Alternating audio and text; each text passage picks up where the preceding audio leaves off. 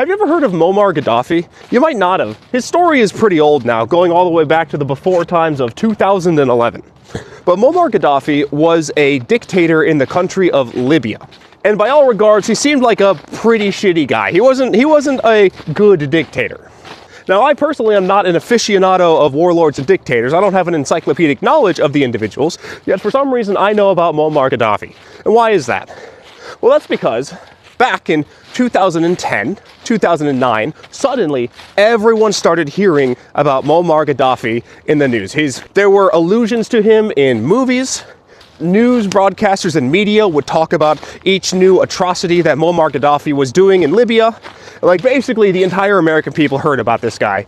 And we heard one unified thing about him. We need to get this guy out of power and rescue Libya from his horrible dictatorship.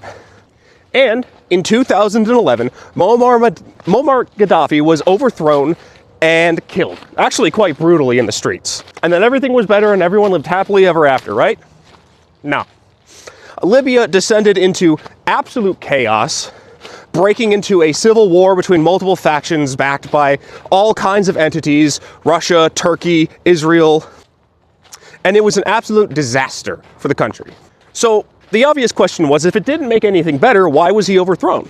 In fact, why was he overthrown at all? There's tons and tons of dictators and warlords that we don't give a single fuck about.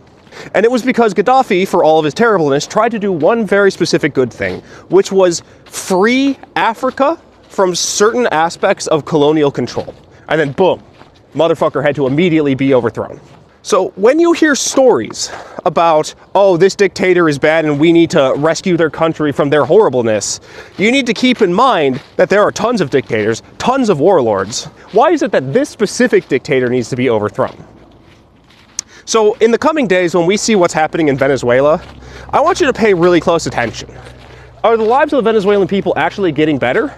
Or are just new dictators that are more friendly to American business interests being put in power?